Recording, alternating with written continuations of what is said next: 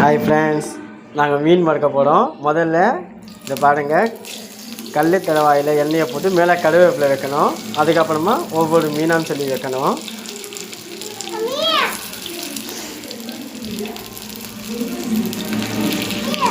இந்த மாதிரி வச்சாதான் நல்லா இதுவாக இருக்கும். கருவேப்பிலை வச்சு நீங்கள் அதுக்கு மேலே மீனை வச்சு பாருங்கள், செமையாகவும் சூப்பராகவும் அந்த டேஸ்ட்டு இன்னும் நமக்கு எடுத்து கொடுக்கும் ஃப்ரெண்ட்ஸ். என்றைக்கும் சரி மீன் வறுக்கும்போது இந்த மாதிரி கல் தவாலை வந்து செய்யுங்க. ஏன்னா நம்ம சில பேர் வீட்டில் கடையில் எண்ணெயை போட்டு பொடிப்பாங்க. அந்த மாதிரி பொடிச்சாக்கா என்றைக்கும் டேஸ்ட் வராது ஃப்ரெண்ட்ஸ்.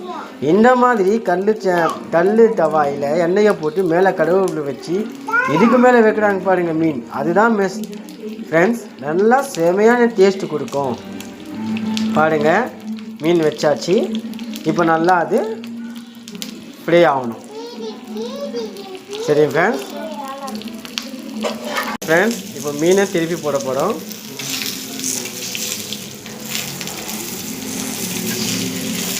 பாருங்கள், நல்லா ஃப்ரை ஆகிடுச்சு. பாருங்கள், ஒரு பக்கம் தெரியுதுங்களா?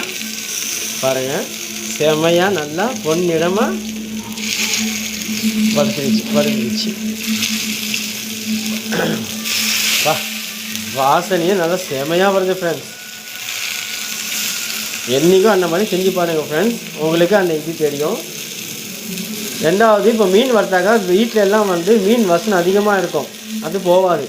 ஆனால் அந்த மாதிரி கருவேப்பிலை வச்சு நீங்கள் வறுத்து பார்த்தாக்கா அந்த வாசனை அதிகமாகவும் வராது, தெரியவும் தெரியாது. அதனால தான் கருவேப்பிலை அதிகமாக வைப்போம், சுவைக்கும் வைப்போம், வாசனைக்காகவும் வைப்போம் ஃப்ரெண்ட்ஸ். பாருங்கள், நல்லா தெரியுதுங்களா? நல்லா பொன்னிறமாக இதாகிடுச்சு. கொஞ்சமாக எண்ணெய் விட்றாங்க, அவ்வளோதான். ஹாய், பாய் ஃப்ரெண்ட்ஸ், நான் சாப்பிட போகிறேன்.